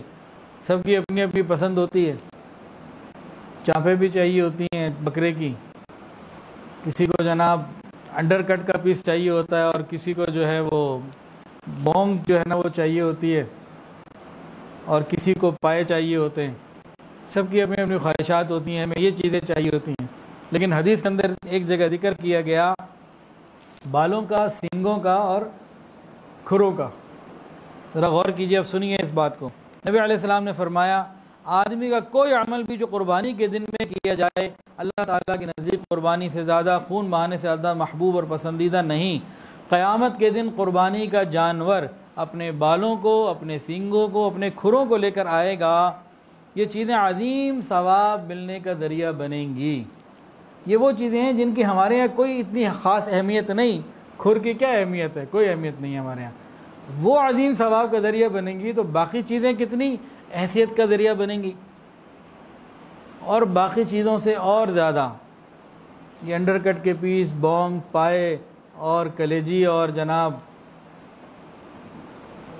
باقی جو گوشت کے حصے ہوتے ہیں، دستی کا حصہ، یہ سب چیزیں تو پھر بھی مادی ہیں، ان کا درجہ کھر سے زیادہ ہے۔ اس پہ کیا مل رہا ہوگا؟ لیکن اس سے اگر اور آگے بڑھ کے اگر آپ غور کیجئے تو بھائی ہمارے دل کے جذبات، اللہ تعالیٰ سے محبت، ایک تعلق، ایک شوق، ریاکاری سے پاک قربانی، اللہ کے رضا کے لیے دل کی خوشی کے ساتھ، اس پہ کیا کچھ ملے گا؟ جو پروردگار بال، سینگ اور کھر پہ بندے کو بجر دے، اجر، جو پروردگار عالم بالوں پر، سینگوں پر اور کھروں پر اجر دینے کا وعدہ کرتے ہیں، وہ باقی چیزوں کے اوپر کیا اجر عطا فرمائیں گے، انسان نہیں سوچ سکتا، اندازہ نہیں لگا سکتا۔ اور نبی علیہ السلام نے فرمایا کہ قربانی کا خون زمین پر گرنے سے پہلے پہلے اللہ تعالیٰ کے نزدیک قبولیت حاصل کر لیتا ہے، لہذا تم خوش دلی کے ساتھ قربانی کیا کرو۔ ایک اور حدیث سنیے، نبی علیہ السلام نے فرمایا قربانی کیا کرو اور اس کے ذریعے سے اپنے نفسوں کو، اپنے نفوس کو پاک کیا کرو، کیونکہ جب مسلمان اپنی قربانی کا رخ ذبح کرنے کے لیے قبلے کی طرف کرتا ہے تو اس کا خون، گوبر اور اون قیامت کے دن میزان میں نیکیوں کی صورت میں حاضر کیے جائیں گے۔ یعنی گوبر تک کا تو اللہ نے ذکر، نبی علیہ السلام نے ذکر کر دیا، گوبر جیسی چیز تک کا ذکر ہے، تو باقی پھر کیفیات کا کیا کہنا۔ اللہ اکبر کبیرہ۔ ایک روایت میں آتا ہے نبی علیہ السلام نے اپنی بیٹی کو فرمایا، فاطمہ اپنی قربانی کے قریب کھڑی ہو جائیے، اس کو دیکھیے، کیونکہ آپ کے لیے ہر اس قطرے کے بدلے میں جو اس کے خون سے ٹپکے گا آپ کے سابقہ گناہوں کی بخشش ہے، معاف کر دیا جائے گا۔ بی بی فاطمہ نے ایک سوال پوچھ کے احسان کر دیا، پوچھا یا رسول اللہ یہ فضیلت کیا ہم صرف اہل بیت کے لیے خاص ہے یا تمام مسلمانوں کے لیے؟ رسول اللہ صلی اللہ علیہ وسلم نے ارشاد فرمایا یہ تمام مسلمانوں کے لیے۔ اب غور کریں، قربانی کی یہ چند فضیلتیں ہم نے سنی، کون سی؟ ان کا ایک سمری نکالتے ہیں۔ نبی علیہ السلام نے ہر سال کی، ایک اپنی طرف سے کرتے، ایک امت کی طرف سے بھی کرتے، یہ روایت بھی موجود۔ ان کا کھر، ان کے سینگ، ان کا اون، ان کا گوبر، ایسی چیزیں بھی قیامت کے دن میزان میں تولی جائیں گی، تو باقی چیزوں کا کیا کہنا؟ انڈر کٹ کے پیس اور بونگ کے پیس کا اور پائے کا کیا کہنا؟ اور پھر دل کے جذبات اس سے اور زیادہ، ان کی حیثیت اور زیادہ ہوگی، ان کا کیا کہنا؟ پھر نبی علیہ السلام نے کیا فرمایا؟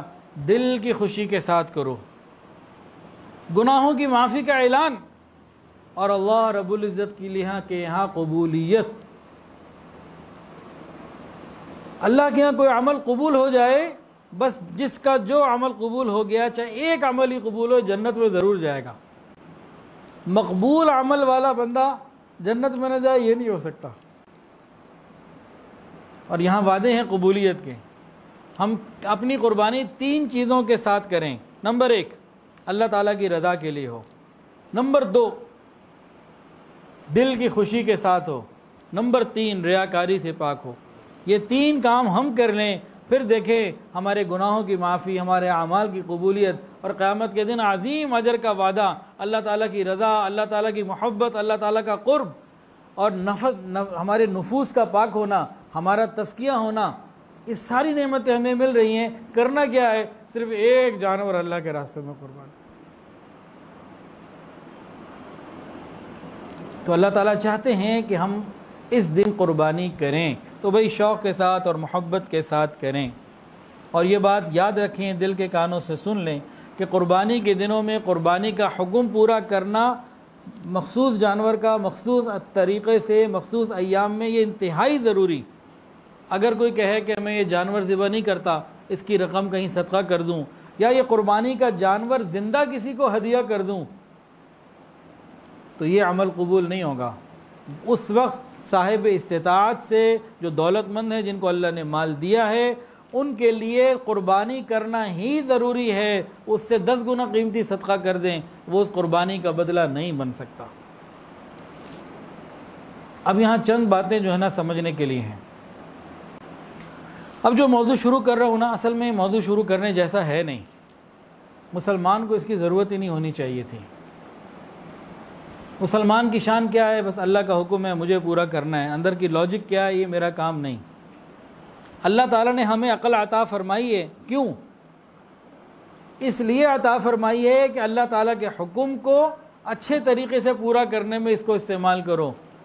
اللہ تعالیٰ نے یہ عقل ہمیں اس لیے نہیں دی کہ ہم اللہ تعالیٰ کے احکامات کو اپنے عقل کے ترازو پہ تولیں، اللہ تعالیٰ کے حکموں کو، نبی کی سنتوں کو اپنے عقل میں تولیں۔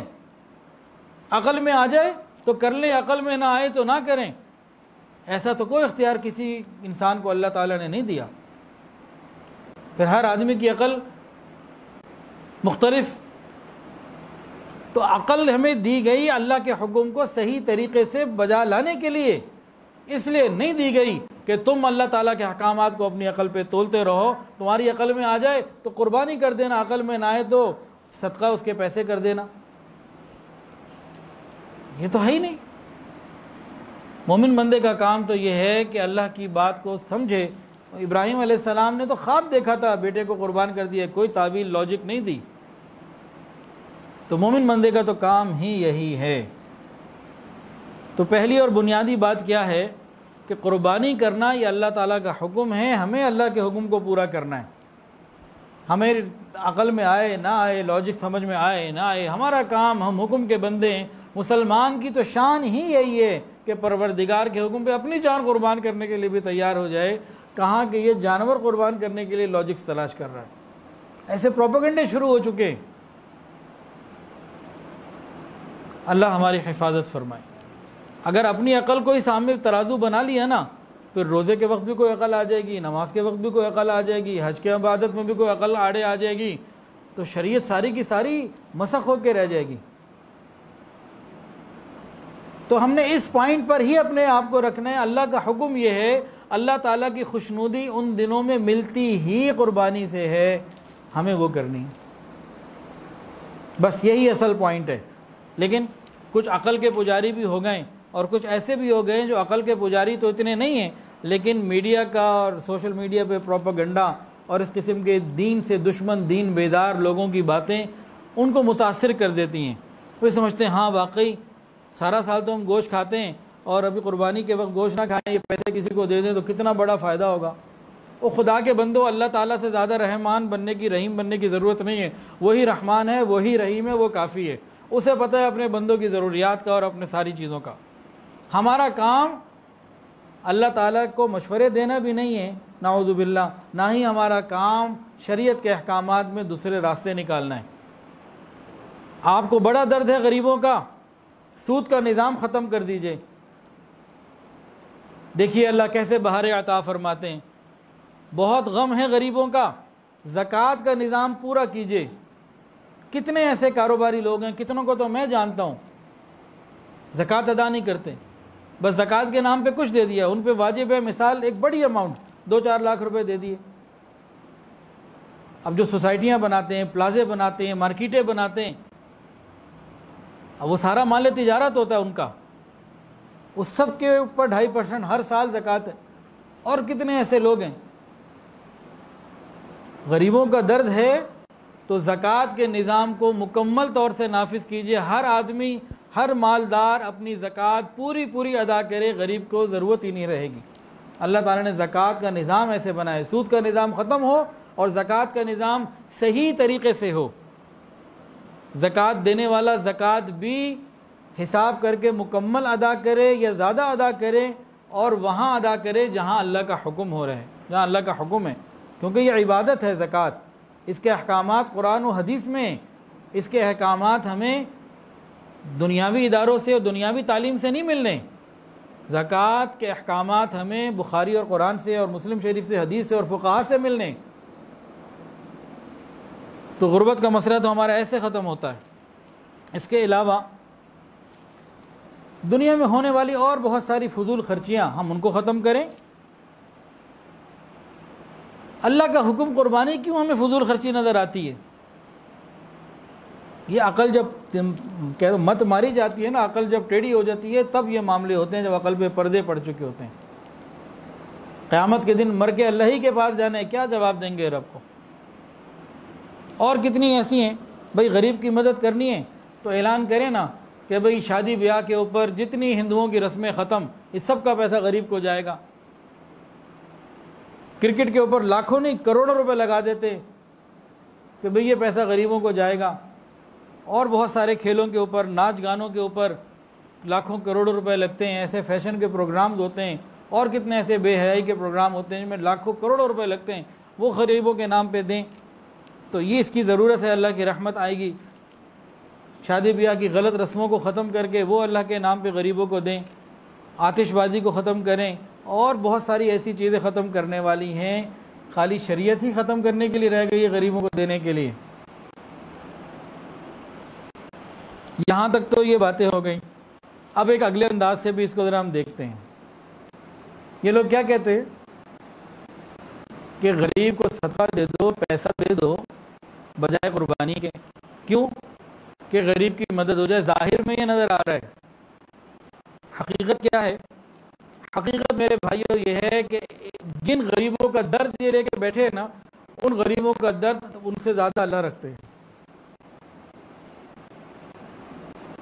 جن غریبوں کا درد ان کے پیٹ میں آ رہا ہے نا، پیٹ میں درد ہو رہا ہے ان لوگوں کو، جن غریبوں کے لیے، ان غریبوں پہ اللہ تعالیٰ ان سے زیادہ مہربان اور رحیم و رحمان ہیں اور کرم کرنے والے ہیں۔ تو اللہ تعالیٰ نے قربانی کا حکم دیا ہی غریبوں کی مدد کے لیے ہے۔ یہ قربانی جو کرتا ہے، ان 3 دنوں میں جو کروڑوں اربوں روپے کے جانور ذبح ہوتے ہیں، اربوں روپے کے، کھربوں روپے کا یہ سلسلہ ہے، یہ سارے کا سارا غریب تک پیسہ پہنچانے کا ایک اللہ تعالیٰ کا نظام ہے۔ ہم اللہ کے نظام کو نہ چھیڑیں، اللہ کے نظام کو چھیڑیں گے مزید تباہی میں چلے جائیں گے۔ آپ کبھی اس پورے قربانی کے سائیکل پہ غور کیجئے، سرکولیشن آف منی، پیسہ ایسی ایسی جگہ پہنچتا ہے جہاں آپ سارا سال غریب تلاش کرتے رہیں، نقد نہیں پہنچا سکتے۔ اب میں اقتصادیات کا تو آدمی نہیں ہوں، لیکن میں نے اپنی زندگی میں جو کچھ دیکھا یا اپنے بڑوں سے سنا، ان میں سے چند باتیں اپنے تجربات کی روشنی میں کر رہا ہوں، لیکن اتنا بتا دوں کہ میں اقتصادیات کا آدمی نہیں ہوں۔ لیکن سرکولیشن آف منی کہاں کہاں پہنچ رہی ہے، کیسے کیسے پہنچ رہی ہے، اور کیسے کیسے غریبوں کو قربانی کے ذریعے سے مل رہا ہے، ویسے آپ پیسہ لے کے بیٹھیں بھیجیں تو نہیں ملے گا۔ اب اس کے کئی اینگل ہو سکتے ہیں، ان میں سے کچھ اپنی سمجھ کے مطابق میں آپ کو بتا دیتا ہوں۔ لیکن ہمارا اصل کام کیا ہے؟ یہ شعائر اللہ ہے۔ قربانی کیا ہے؟ اللہ کی نشانیوں میں سے۔ ہم تو اللہ کی رضا کے لیے اللہ کا حکم پورا کرنا چاہتے ہیں۔ یہ باتیں تو جو اب ہونے لگی ہیں، جو کرنے لگا ہوں، یہ ان لوگوں کے لیے جو پروپیگنڈے سے متاثر ہو جاتے ہیں، ورنہ یہ باتیں مسلمان کی شان ہی نہیں ہے، اس طرف تو جانا ہی نہیں چاہیے، یہ والے کام تو مسلمان کو کرنا ہی نہیں چاہیے۔ اس کا تو کام اللہ کا حکم آ گیا، بس بسم اللہ۔ اب ذرا میں اپنے کچھ تجربات اور کچھ چیزیں آپ کے سامنے رکھتا ہوں تو اندازہ ہوگا کہ قربانی کا حکم ہے ہی غریبوں کے لیے، سراسر غریبوں کا فائدہ ہے اس میں۔ امیروں کے تو سب سے پہلی بات، قربانی امیر کے اوپر ہے کہ غریب کے اوپر؟ غریب کو تو نہیں کہا کہ تم اپنے پیسے نکالو، اب کہا کہ اس کو امیر دولت مند کو کہ تم قربانی کرو۔ ابھی جو دولت مند قربانی جو کر رہا ہے کدھر جا رہی ہے، اس کے اوپر آگے غور کریں، چلتے جائیں۔ ہمارے دادا شیخ محمد یعقوب رحمۃ اللہ علیہ اور ان کے بڑے بھائی، ان حضرات کی ترتیب کیا تھی؟ یہ 1947 میں امبالہ سے لاہور آئے، تو بہت سارے مہاجرین بھی آئے تھے، یہ لوگ بھی ہجرت کر کے آئے، تو انارکلی میں ایک دکان خریدی، آج بھی گفٹ سینٹر کے نام سے موجود ہے لاہور میں، انارکلی بازار میں۔ پہلے اس کا نام تھا منصور، پہلے ان کا نام، اس دکان کا نام تھا یعقوب اینڈ کمپنی۔ تو کراچی کے اندر دکان تھی منصور یعقوب اینڈ کمپنی، یہاں نام تھا یعقوب اینڈ کمپنی، اور قریب وہاں کونے پہ ہوٹل ہے سینٹرل ہوٹل، اس زمانے میں وہ ہمارے دادا کا تھا۔ تو مجھے والد صاحب نے بتایا کہ پاکستان بننے کے بعد جب مہاجرین تھے، یہاں پہ باولی کیمپ تھا غالباً والٹن کے قریب غالباً، تو یہ لوگ کیا کرتے تھے، قربانی کا جانور پورے کا پورا کیمپ میں ہی جا کے ذبح کرتے، وہیں تقسیم کرتے، ایک بوٹی بھی گھر پہ نہ لاتے۔ تو امیر کا پیسہ غریب کو گیا پورے کا پورا۔ اور یہ خالی ایک میں نے اپنے گھر کی آپ کو بات بتائی ہے، میرے گھر کی بات نہیں، تقریباً ہر گھر میں ہی ایسا ہے، آج بھی ایسا ہے۔ یہ مدارس میں جو قربانی لوگ کرتے ہیں، وقف قربانی، اجتماعی قربانی، یہ ساری غریب طلباء کو جاتی ہے، غریب لوگوں کو جاتی ہے۔ تو امیر کا پیسہ غریب کو جا رہا ہے۔ پھر ہم لوگ چترال میں، گلگت میں اور جو ان علاقوں میں قربانی کرتے ہیں، میں خود گیا ہوں ایسی ایسی جگہوں پر، آپ کو میں کہوں چلیں آپ جانے کے لیے منع ہی کر دیں گے کہ نہیں جاتا۔ یہاں سے لاہور سے 20 گھنٹے ڈرائیو کر کے پہلے گلگت پہنچنا ہے، اس کے بعد 4-6 گھنٹے، 3 گھنٹے، 4.5 گھنٹے، 2.5 گھنٹے اندر پہاڑوں میں اور غریب آبادیوں میں، بلندیوں میں پہنچنا ہے۔ وہاں جا کے ہمارے ساتھی کیا کرتے ہیں کہ گاؤں ہے، 100 گھر ہیں، 150 گھر ہیں، 80 گھر ہیں، سارے غریب ترین لوگ ہیں، وہیں پہ جانور انہی سے خریدا، انہی میں سے کسی کے پاس جانور ہوتے ہیں، بعض کے پاس، کسی کے پاس 1 ہوتے ہیں، کبھی کسی کے پاس 2 ہوتے ہیں، ان سے جانور خرید کے وہیں عید کے دن تقسیم کروا دیتے ہیں ذبح کے بعد، انہی کے اندر۔ کہ اس گاؤں سے گلگت بڑے شہر میں لے کے آنا، کسی بڑی جگہ لے کے آنا، وہ ایک الگ مہنگا کام۔ تو مہنگے اور سستے کے علاوہ وہ لوگ خود مجبور، ایسے گھر، ایسی عورتیں میں ملیں جو بیوہ بھی تھیں، بہت مسکین بھی تھیں، ان کے گھر میں ایک جانور، اب پورے سال بعد ان سے وہ 40-50 ہزار جانور جو خرید لیتا ہے، سال میں ایک ہی یہ بڑا موقع ہوتا ہے جو ان کے پاس یہ اماؤنٹ آتی ہے۔ اب وہاں جا کے کون دینے لگا جی؟ آپ نے لاہور میں تو واٹر کولر لگا دیا، وہاں تو نہیں ملا. ہم اسی طرح بھی جب سروے کر رہے تھے تو ایک جگہ پہنچے, وہ بھی ایسے ہے کہ اب KKH پہ چلتے ہیں تو پھر مڑے ہم گوہر آباد اور اندر اوپر جناب کئی گھنٹے کے بعد اس جگہ پہ پہنچے. تو وہاں ایک گھر میں بیٹھے کچھ لوگوں سے ملاقات ہوئی, کوئی بات چیت ہو رہی تھی. ایک صاحب آئے, وہ جناب جیسے وہاں کے کوئی وڈیرے چودھری زمیندار, ایسا کوئی لفظ ہے نہیں ان کے لیے, لیکن ایک وہاں کی بڑی صاحب استطاعت پرسنالٹی تھی. وہ بڑے مالدار آدمی تھے وہ وہاں کے. وہ جناب وائس کوٹ پہنی ہوئی اور اوپر لال رنگ کا جو پھول لگاتے ہیں وہ رومال وہ بھی لگایا ہوا. ان کے بیٹھنے کا انداز, ان کی چیزیں کچھ اور تھیں, ٹور ہی کچھ اور سی. تو بعد میں پتہ یہ چلا کہ ان کی ماہانہ تنخواہ 22,000 روپے کے قریب ہے, اور یہ اس علاقے کے جو ہے نا یہ بڑے امیر آدمی ہیں. لاہور میں کسی کی 40,000 بھی تنخواہ ہو بیچارے کے لیے, جس کے بچے بھی ہوں, مہینہ پورا کرنا مشکل, پہلی سے پہلے فاقہ آ جاتا ہے. ان کے لیے گوشت کھانا مشکل, پورا مہینہ ممکن ہی نہیں ہے, فروٹ نہیں کھا سکتے.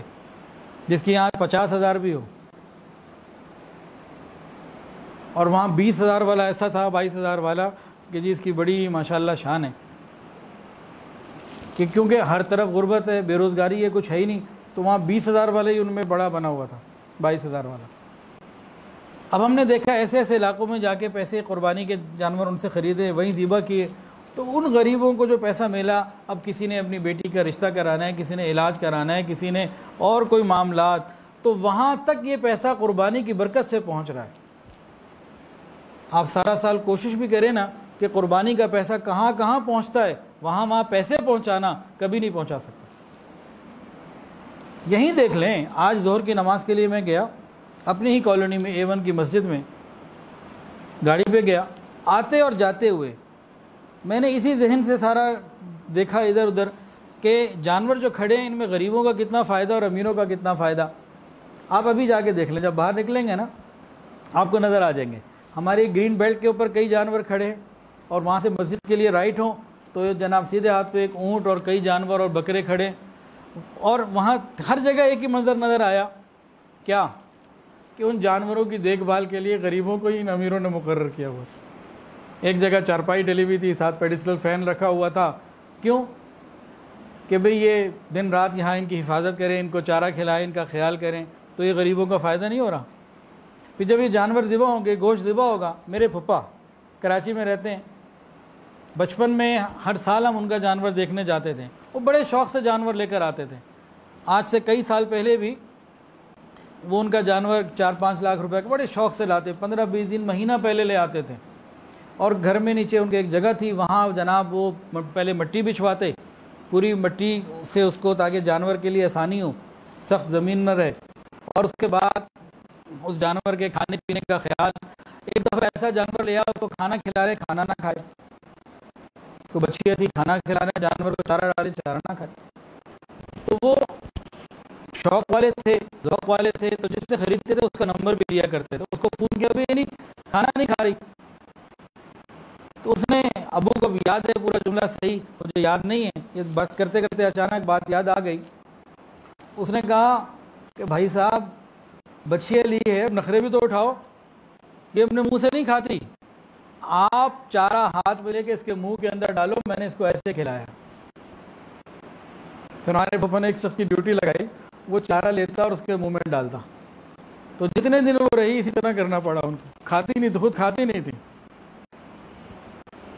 تو وہ کیا کرتے ہیں, ایسا جانور لائے, کئی دن اس کی خدمت کی, مہینے کے قریب, اور ساری خدمت کے لیے غریبوں کو جمع کرتے تھے. علاقے کے امیر لوگ نوکری پہ نہیں آتے تھے ان کے پاس.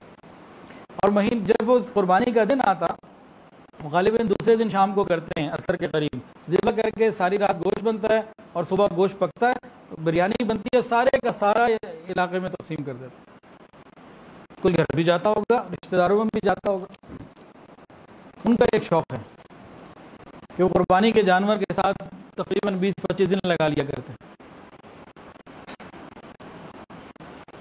پھر جو قصائی آ رہا ہے یہ بھی غریب, قصائی کے ساتھ جو لیبر اور ہے وہ بھی غریب.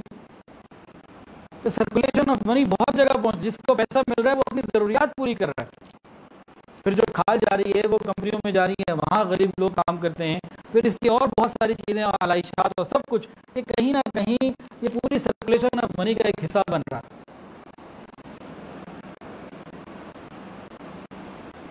اور مالدار پہ قربانی ہے، غریب پہ تو قربانی ہے ہی نہیں، تو مالدار کو قربانی کی ترغیب دی اور ساتھ یہ کہا کہ کم سے کم تیسرا حصہ غریب کو پہنچاؤ۔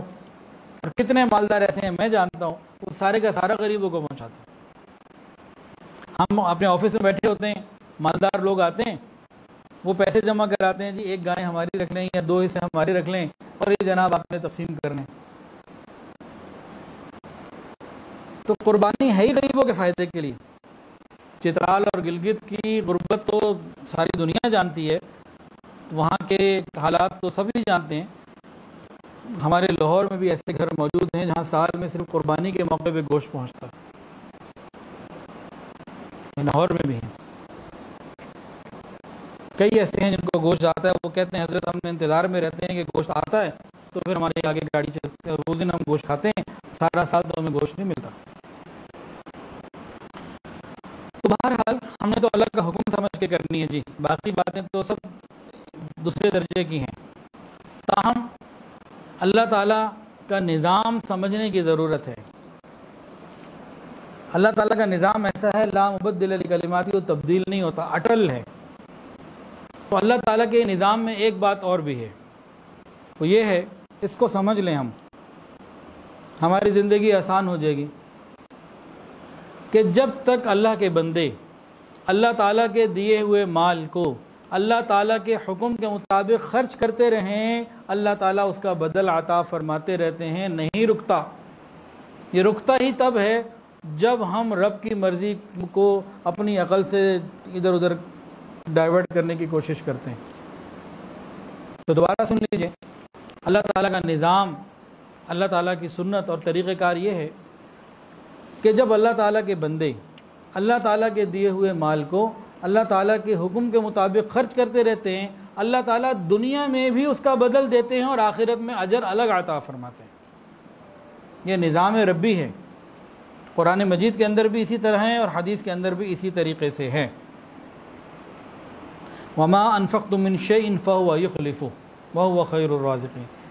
جب انسان رب کے حکم کے مطابق رب کی رضا کے لیے خرچ کرتا ہے، اللہ تعالیٰ اس کا بدل ضرور بالضرور عطا فرماتے ہیں۔ اور بخاری شریف کی روایت، نبی علیہ السلام نے فرمایا کہ روزانہ صبح 2 فرشتے، روزانہ صبح کوئی صبح ایسی نہیں ہوتی جس میں ایسا نہ ہو کہ 2 فرشتے نہ آتے ہوں۔ 2 فرشتے آتے ہیں اور ایک دعا کرتا ہے، اے اللہ خرچ کرنے والے کو اس کا بدل عطا فرما اور روکنے والے بخیل کے مال کو تلف فرما، ضائع فرما۔ یہ روز ہوتا ہے۔ اور بخاری شریف کی حدیث ہے، فرمایا اللہ تعالیٰ فرماتے ہیں، اے ابن آدم تو میرے حکم کے مطابق خرچ کر، میں تجھ پر خرچ کروں گا۔ یہ اصول ربی ہے، ہم اللہ کے حکم کے مطابق خرچ کرتے چلے جائیں، پھر آسانیاں ہی آسانیاں ہوں گی۔ اب تھوڑا سا اور چیزوں کو بھی دیکھتے ہیں۔ کائنات کے اندر بہت ساری چیزوں میں ہمیں ان باتوں کا مشاہدہ ہوتا رہتا ہے۔ جس چیز کی جب ضرورت زیادہ ہوتی ہے، اللہ تعالیٰ اس کی پیداوار بھی زیادہ دیتے ہیں، اور جب اس کی ضرورت کم ہو جاتی ہے تو پیداوار کم ہو جاتی ہے۔ حالانکہ جب ضرورت کم ہو جائے تو پیداوار ایکسس ہو جانی چاہیے، نہیں، پیداوار بھی کم ہو جاتی ہے۔ اس کی کئی مثالیں ہیں۔ اللہ تعالیٰ آسمان سے پانی نازل فرماتے ہیں، زمین سیراب ہوتی ہے، انسان اور جانور بے دھڑک اس کو استعمال کرتے ہیں، اللہ تعالیٰ مزید عطا فرما دیتے ہیں۔ ایک مثال۔ دوسری مثال، انسان بعض جگہ زمین میں کھود کے کنواں بناتا ہے پانی کے حصول کے لیے، پانی نکلتا ہے، لوگ بھی پیتے ہیں، جانور بھی پیتے ہیں، انسانی ضروریات چل رہی ہوتی ہیں۔ اب ایک آدمی جو ہے نا وہ کنویں کے اوپر ترس کھائے، تو کہا جی پانی بہت زیادہ استعمال ہوتا ہے تو پانی کو استعمال نہ کیا جائے۔ تو یاد رکھیے، جس کنویں سے پانی نکالنا بند کر دیا جائے اس کے پانی کے سوتے خشک ہو جاتے ہیں۔ یہ رب کا قانون ہے۔ انسان غذا کھا کے بظاہر ختم کر دیتا ہے، اللہ تعالیٰ اس کی جگہ نعم البدل عطا فرما دیتے ہیں۔ جب دنیا بنی تو 2 ہی لوگ تھے، آدم علیہ السلام اور اماں حوا۔ آدم علیہ السلام اور اماں حوا، اور آج 7 ارب سے زیادہ لوگ ہیں، سب کھا رہے ہیں۔ اس کے علاوہ ہمارے بدن ہے نا، اس کے اجزاء یہ گرتے رہتے ہیں، تحلیل ہوتے رہتے ہیں، ختم ہوتے رہتے ہیں، اور ساتھ ہی ساتھ نئے بنتے بھی رہتے ہیں۔ انسان محنت کرتا ہے اور نقل و حرکت کرتا ہے، یہ اجزاء ختم ہوتے رہتے ہیں، پھر ساتھ ساتھ بڑھتے بھی رہتے ہیں، اللہ کا نظام۔ پھر اللہ تعالیٰ کی عام عادت یہ ہے، بچہ بعد میں پیدا ہوتا ہے، ماں کی چھاتی میں اس کا رزق پہلے آتا ہے، یہ بھی رب کا نظام ہے۔ جانوروں میں ہی آ جائیے، جانوروں کے اندر بھی مثالیں موجود۔ آج سے تقریباً 100 سال پہلے گھوڑوں کے بغیر سواری بھی مشکل ہوتی تھی، ٹانگے ہوتے تھے اور فوج کے پاس گھوڑے ہوتے تھے، لا تعداد بہت بڑی تعداد میں گھوڑوں کو پالا جاتا تھا، ہر فوج میں گھوڑے ہوتے تھے۔ اس کے بعد ہوائی جہاز آ گئے، گاڑیاں آ گئیں اور اس طرح کی چیزیں، مشینری آ گئی، تو کیا گھوڑے زیادہ ہو گئے دنیا میں؟ بھئی ڈیمانڈ کم ہوئی، اوپر سے آمد بھی کم ہو گئی۔ تو جب تک ڈیمانڈ تھی تو مطلوبہ تعداد میں گھوڑے ملتے تھے، تو گھوڑے اب سستے نہیں ہوئے، نہ زیادہ ہوئے، بلکہ ایک چند دن پہلے واٹس ایپ پہ ایک پوسٹ آئی، ایسا کچھ مضمون لکھا ہوا تھا اس میں کہ 100 سال پہلے گھوڑا عام آدمی کے پاس ہوتا تھا اور موٹر کار بڑے آدمی کے پاس، امیر آدمی کے پاس ہوتی تھی، اور آج 100 سال کے بعد گاڑی عام آدمی کے پاس ہوتی ہے اور گھوڑا امیر آدمی کے پاس ہوتا ہے۔ تو بدل گیا معاملہ۔ اور غور کر لیں، آخری مثال پھر بات مکمل کرتے ہیں۔ جانوروں کے اندر بھی کئی قسم کے جانور ہیں، حلال اور حرام۔ اونٹ، گائیں، بیل، بکری، یہ حلال اور پاکیزہ جانور ہیں، یہ ہر وقت چھری کے نیچے رہتے ہیں سارا سال، اور قربانی کے موقع پہ، حج کے موقع پہ اور عقیقے کے موقع پہ تو خاص طور سے بکرے کا نمبر رہتا ہی ہے، گائے کا نمبر رہتا ہی ہے، ہر وقت چھری کے نیچے۔ اور عجیب اللہ کی شان، عام طور سے ان کا بچہ بھی ایک ہوتا ہے، کبھی دو، عام طور سے زیادہ ایک کی تعداد ہوتی ہے۔ ہر وقت چھری کے نیچے رہنے کے باوجود جتنی ڈیمانڈ بڑھتی چلی جا رہی ہے، اتنی اللہ تعالیٰ کی طرف سے رحمت بھی بڑھتی چلی جا رہی ہے۔ اس کے بالمقابل کتا ہے، بلیاں ہیں، ایک ایک وقت میں کئی بچے ہوتے ہیں ان کے، 4 5 5 6 اس طریقے سے ہوتے ہیں۔ وہاں ایک کی تعداد زیادہ ہوتی ہے، دو کبھی ہوتے ہیں، اور یہاں ایک بہت کم ہوتے ہوں گے اور 5 4 اس طرح کی تعداد ہوتی ہے۔ تو ان کی تعداد تو بہت زیادہ ہونی چاہیے تھی، یہ تو اتنا چھری کے نیچے بھی نہیں رہتے ہر وقت، کیونکہ مسلمان تو اس کو کھاتا ہی نہیں، لیکن ان کی تعداد ہمیشہ آج بھی تھوڑی ہے۔ تو اللہ تعالیٰ کا ایک نظام ہے، تو بندوں کو چاہیے اللہ کی مان کے زندگی گزاریں، اللہ تعالیٰ اپنی رحمت کا معاملہ فرما دیں گے۔ وآخر دعوان، بس ہمیں تو اللہ کی محبت میں کرنی ہے، یہ باتیں، یہ حکمتیں، یہ لاجکس، یہ مصلحتیں مسلمان کی شان نہیں ہیں۔ مسلمان کی شان تو یہ ہے اللہ کی محبت میں ڈوب کر اللہ کے لیے کرے۔ اچھا جی، ایک سوال بہت زیادہ ہوتا ہے، دوبارہ پھر دہرا دوں۔ 9 ذو الحجہ کا روزہ ہم نے اپنے ملک کے مطابق رکھنا ہے، اور اس سال منگل کا دن ہے انشاءاللہ العزیز 9 ذو الحجہ کے روزے کے لیے۔ اور یہ جو ایام، یہ جو 10 یہ جو دن چل رہے ہیں 10 ذو الحجہ، اس کے جو 9 روزے ہوتے ہیں، ان روزوں میں ایک سوال اور بہت زیادہ ہوتا ہے، ہر سال ہوتا ہے اور بار بار ہوتا ہے، وہ یہ ہوتا ہے کہ کیا ان روزوں میں ہم قضاء کی نیت کر سکتے ہیں؟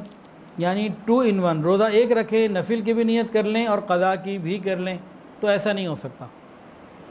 قضاء کی نیت ہوگی یا نفل کی نیت ہوگی، دونوں نیتیں جمع نہیں ہو سکتی۔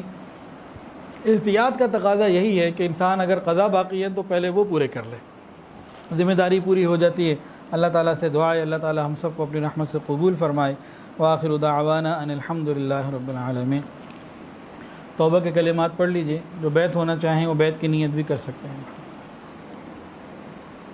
ساتھ ساتھ پڑھ لیجئے۔ بسم اللہ الرحمن الرحیم، لا الہ الا اللہ محمد الرسول اللہ، اشہد ان لا الہ الا اللہ واشہد ان محمدا عبدہ ورسولہ، استغفر اللہ ربی من کل ذنب واتوب الیہ،